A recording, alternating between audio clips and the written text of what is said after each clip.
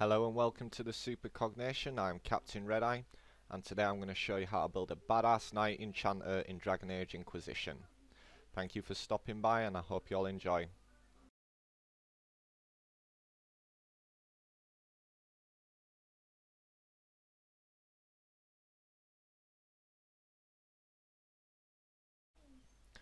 First things first, I accomplished this build at level 15. When I specialised around about level 10 or 11, I didn't really have the points to make a viable build. The first opportunity came at level 15, and it really gave me the opportunity to play in a manner that was a lot more exciting and fun, because I used to hang around in the tactics screen hoping that one cheap hit wouldn't one hit kill my character.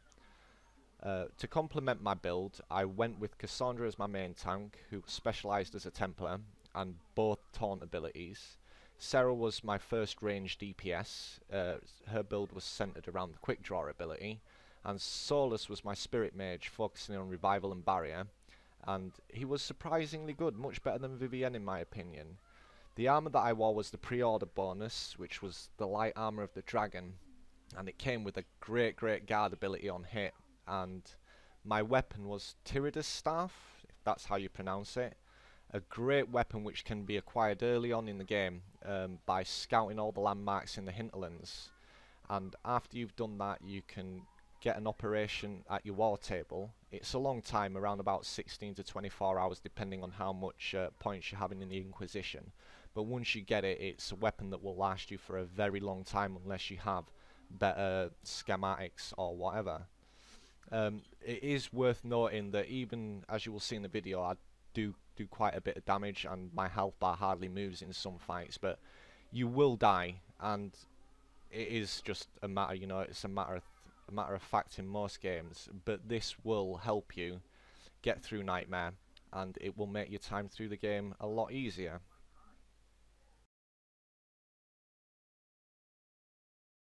In this first part, we'll take a look at the skill trees. As you can see, I start off with one of the most important abilities in Nightmare, Barrier, followed by Dispel and Revival. On a note that you could probably ditch Revival because Solus is really good at it, and swap it for another element that you may use. I think it's a good idea to have all three elements. Next up, Lightning. I left out Fire, as you can see, because of the staff that I had. This one is also a useless ability, in my opinion. The ability focus on the mark of the rift. That point could be better spent elsewhere, but it's entirely up to you.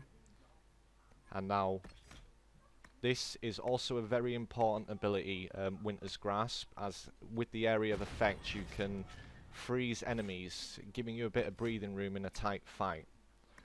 Now it's on to the big one, the Knight-Enchanter. As you can see, I took both Spirit Blade perks, Resurgence, and practically everything in this skill tree aside from the snail one right at the bottom. Sorry, I forgot its name. I mean, I didn't use it, but it's totally down to personal preference. I mean, in most fights, it's over before you know it, as you will see later in the video.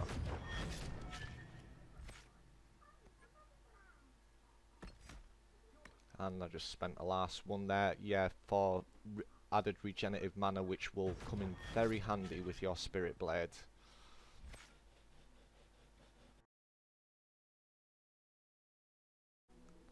As for the equipment, I mean, it's mostly unique stuff, but it's not hard to come by.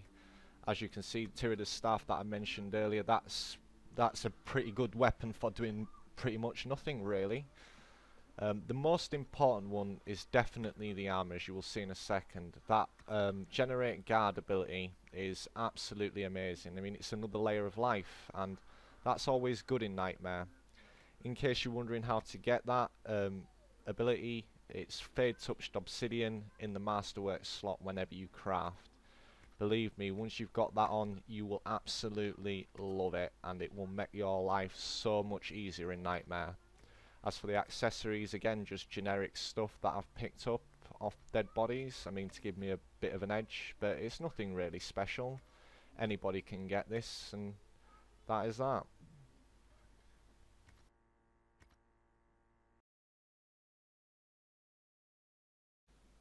Well, as the first slide would suggest, we're off to do some demon stomping.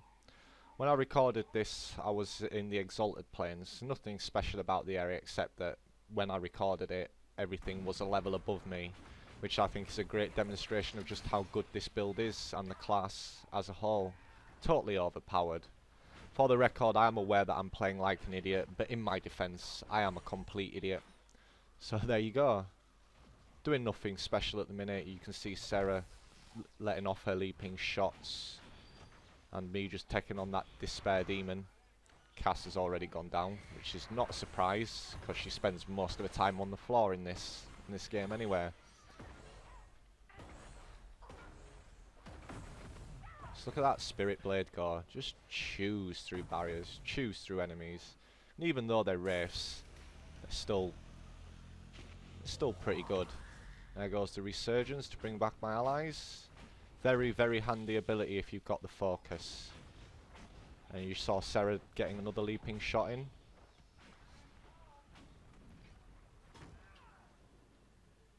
If you look at my health bar, you can see the guard that I had on, and that is from the on-hit ability from a previous area.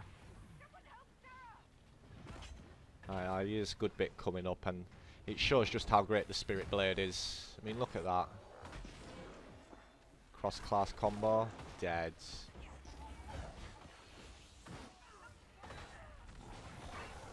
Bye-bye, Rage Demon. Bye-bye.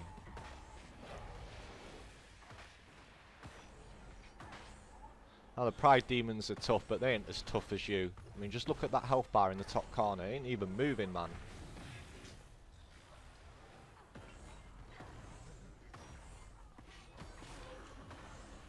And with the added passive abilities and the armor penetration, I mean, makes mincemeat of barriers. It's not long before you got it down and you're attacking them again. And it is so helpful in Nightmare. I mean, earlier in the game I used to hang around in the tactics screen quite a bit because it paused time. But after this build, I didn't use the tactics screen at all. It is just that good.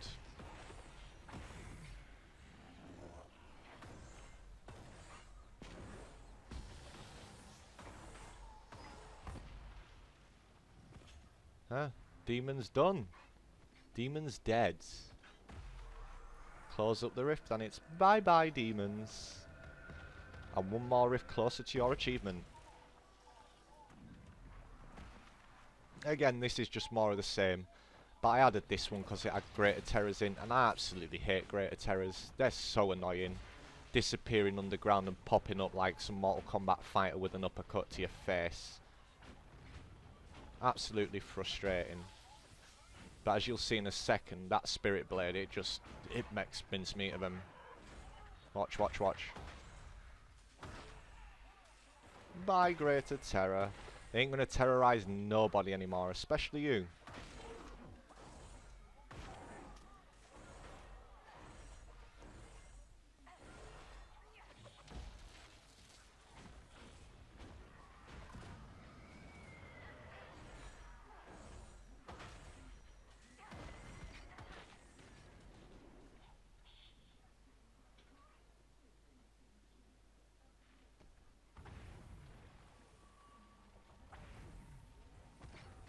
And our old friends, the Rage and Pride Demons.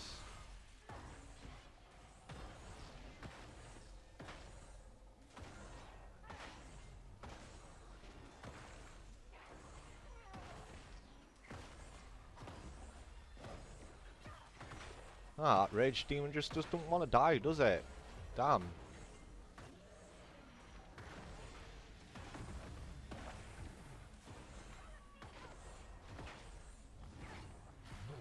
Yeah, they always need help.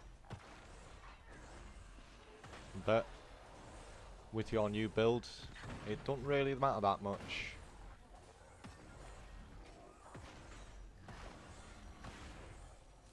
Don't get me wrong, you are going to die, but it's not going to be as often anymore.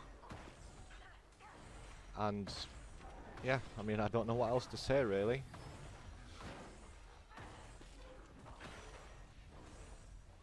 Just kill, kill, kill. Everybody's down. I'll panic him once again, but this build is just so good. I must admit, I do wish I kind of had better weapons, but I haven't been able to find any yet. And all the ones that I have are so bloody expensive. This is nothing like Dragon Age 2, where money was easy to come by. If anybody knows any tips or tricks to make quick money, let me know, will ya? Bye, Pride Demon.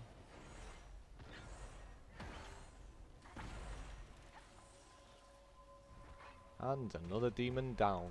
And another rift closed.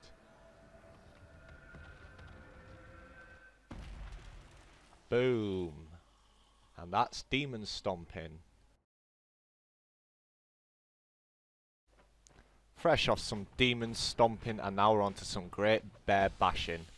There's nothing special about these enemies except they're huge and blue. Well, I tell a lie.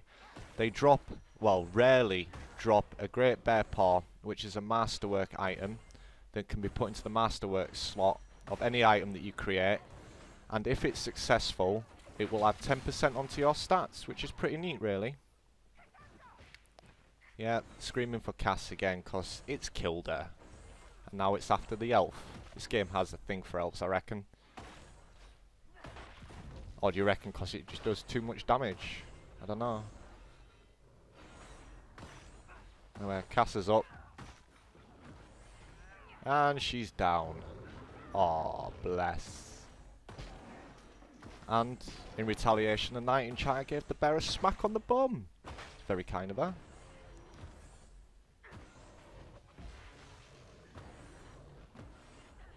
Just look at that health bar in the top left. I mean, it hardly moves.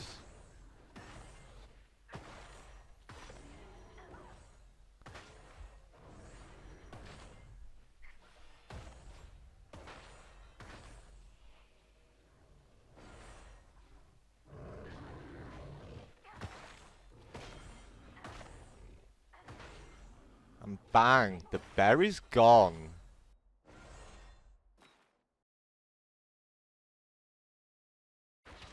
Freeman slaying this time round, and got to be honest here, I did die a few times, mainly because of the stupid snipers and the armoured guy on the narrow bridge, but hey, it is what it is, innit? Anyway, I forgot to mention earlier, well, might as well mention it now, that sometimes, don't know if it's against specific enemies, but you can also use your staff attack to keep the magic barrier up. And also, if you're struggling to generate a barrier in melee, you can cast the barrier over yourself, obviously, because you're a support mage, and then just keep it topped up. As you see, Winter's Grass on the shielded enemies is absolutely great because it pops up beneath their feet, and they can't do anything about it. It goes the same for Immolate as well, which is the fire spell that I neglected to get because I had fire on the staff. Both are extremely useful abilities. And I died. But Solar's got me up pretty sharpish. Also, it's worth checking out the behaviours and tactics settings on your characters. I mean, I didn't do it in this, but shortly after I swapped Solus to main 50% stamina, solely so he could revive quicker, and I set the revive ability on Solus as a preferred, or is it light, the one with the star, which means it will, you know, if he has the mana, it will be the first spell that he casts, which is a good thing. Just a bit of information to keep in mind when you're playing yourself.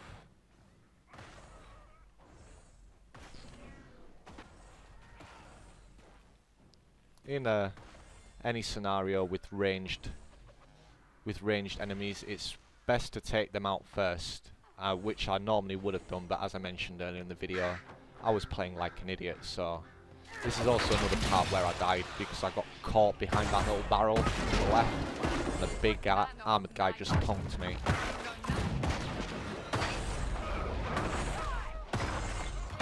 But this time round, they're getting massacred. Also the Spirit Blade, I mean, you could just stand there with the arrow guys and just smack their projectiles back to them. It's great. And down again. Swap me to Solus this time.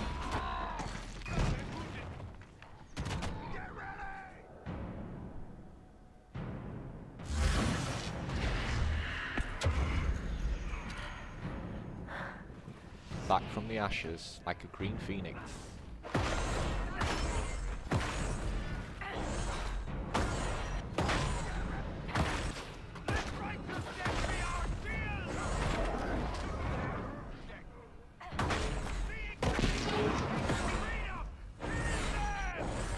Cassandra's Templar ability is also very good. I mean, if you don't have guard from your on hit on your armour, her Templar ability will generate guard for all allies in the party. I also allowed my party to use their focus abilities at leisure, and they actually use them pretty well, especially, like I say, especially Cassandra with the guard generate ability. It's a good thing to have.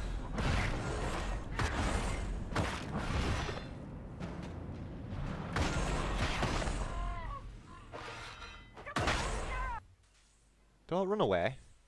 I hate that when the enemies run away.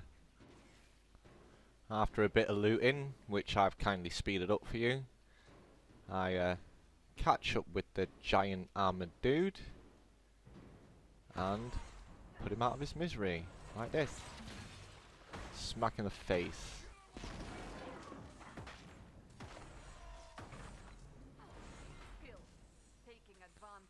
And the freemen ain't so free anymore. And with the freemen dead and mysteriously dissolved into thin air, it's on to Thaddeus' favourite whipping boys. Once the heroes and now the evil bad guys. It's the Templars. These are of the red variety, but thanks to the awesome Knight the Divine build, they're still no threat. Like a knife through butter. Or a spirit blade through Templar. And they're down. Up next we have a behemoth. It's like the Hulk, just not as green and not as cool.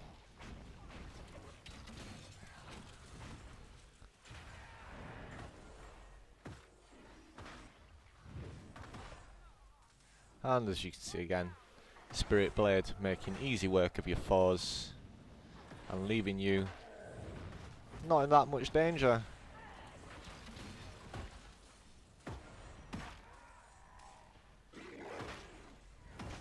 Once you get this build, it's just a matter of time, patience and perseverance, and then the achievements are yours. Now this video is from a bit later in the game, and I actually died quite a few times here until I realised what was going on. But these marksmen that I'm engaging right now are level 20, and they kept on putting me down until I actually went up and saw they were level 20 and realised what was going on. But it just goes to show that with a bit of skill, right gear and the right build, you can even take on level 20s when you're 4 levels below them. Ha! Okay, everybody's dying and I'm looting. At least I got my priorities right, eh?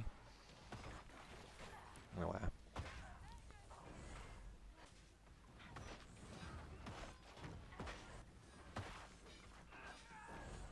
And that Spirit Blade just cutting through him.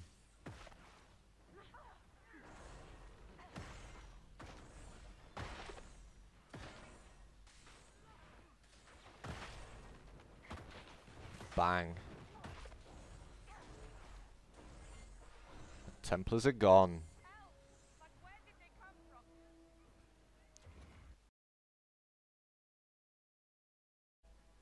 And last, but by no means least, we have some good old-fashioned giant slaying for you. Now this started out as a great bear fight. Don't know why I attacked the bear. Probably because I like XP or something. But it soon devolved into one giant three-way, starring my crew, the bear, and the giant on the right-hand side of the screen. Now it's pretty obvious, but these two have had beef before because, I mean, look at him. He's looking at me. He's not doing anything. He just goes straight for the bear. I don't know, maybe the bear ate his children or something. I don't know. But it must have been something really, really bad to deserve a rock to the head. But that's besides the point. Anyway, as you can see, I'm getting tonked around. You see how handy that guard came in there? If I didn't have that guard, I'd have been dead. Simple as. No doubt about it. Look how I'm going at it. I mean, we're tonking and they're not even... They're ignoring us. Totally ignoring us. Kind of reminds me of Peter and the chicken fight from Family Guy.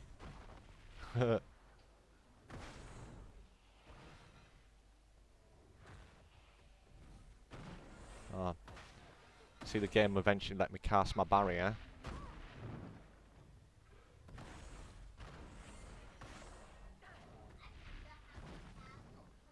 Again, that guard's saving my skin. Run away! Attack him from a distance.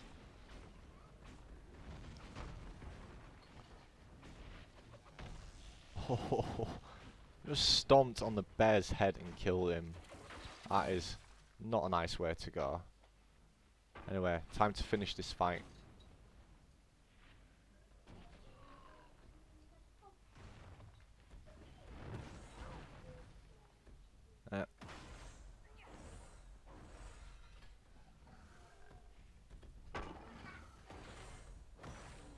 He just stood on his toe.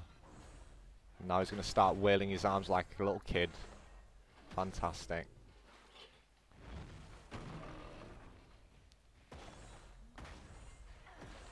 And now it's just wail away until the big bad giant dies.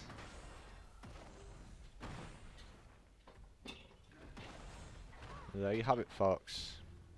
The Knight of the Divine build. Use it, love it, enjoy it, and go get those Nightwear achievements. And that is a wrap, folks. Thanks so much for stopping by and watching. And if you like the content, please don't forget to like and sub.